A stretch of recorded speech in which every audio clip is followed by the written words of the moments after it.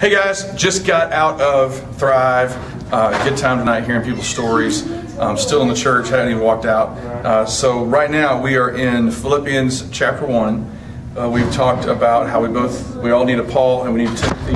We've talked about having three-dimensional friendships, deep friendships that are deeper than the surface. We've talked about how to pray for our friendships. We've talked about how God uses our hard times to speak truth to others. If we can keep the high road, even when we don't deserve the hard times we're in, it speaks to others, right? And then lastly, we talked about the being careful not to judge the intentions of others. Let God handle that, and how big God is, and how He can work through situations even when hearts aren't right. He can still bring people to Him, which is pretty awesome too. Well, today he's getting into this famous verse of his that says, "To live is Christ, and to die is gain." Hey man, this is real life, guys. No makeup, guys. This is uncut. This is raw. Okay, like my throat. So, here's what he says. He goes, "I will rejoice, for I know that through your prayers and through the help of the Spirit of Jesus Christ, this will turn out for my deliverance." We're in verse 20, and you're reading with me, right? Not just listening.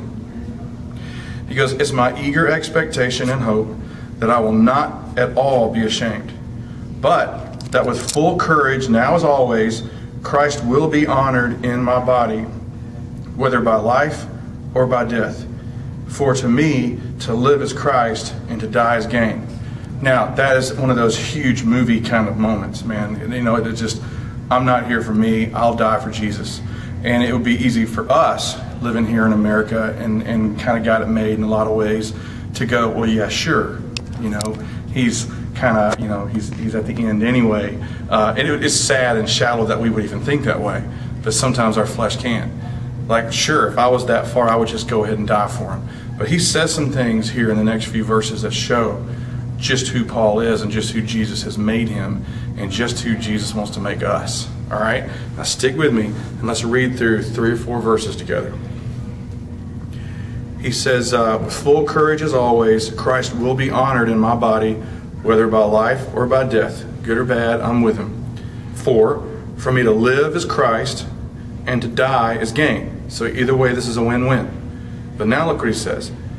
"If I'm to live in the flesh," in other words, be alive on the earth, "that means fruitful labor for me. Yet, which will I choose? I cannot tell." He says, "I'm hard pressed between the two. My desire is to depart and be with Christ." He's being honest. I just want to go home and be with Jesus. "For that's far better." Look at verse 24. "But to remain in the flesh is more necessary on your account.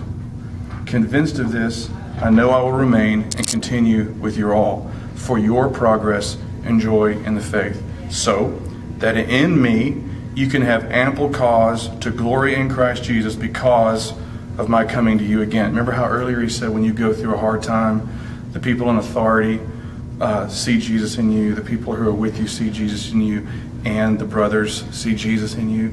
Here he is saying it again. He goes that in me you're going to have ample time, ample cause to glory in Jesus because I'm coming to you guys again. Well, you know, how does this affect us? How does this plug into us? I was talking to one of our seniors last year, and he was like, "Man, I'm just kind of ready to go." You know, it was like January, kind of like it is now. He's like, "Man, I'm ready to be done with school and get on to college. It's so hard to stay plugged in here. I got senioritis, you know." And I said, "Bro," I said, the thing you got to remember is," and I started naming out these middle school guys that look up to him.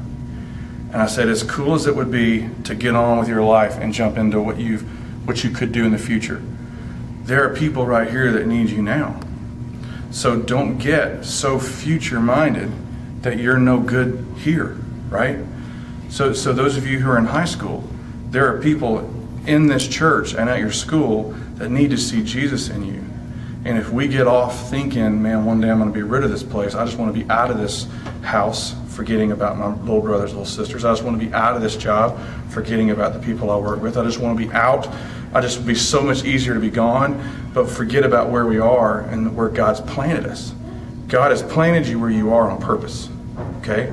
So He planted you there to know Him and to make Him known. So think about where you are right now. Think about where God has placed you. It would be easier to leave in most situations. But what Paul is saying is, it's not about me. It's about where God's put me and what He's put in me. And I gotta love on the people where I am. So think about where you are right now. Think about the time you have left where you are and make something out of it. See you guys.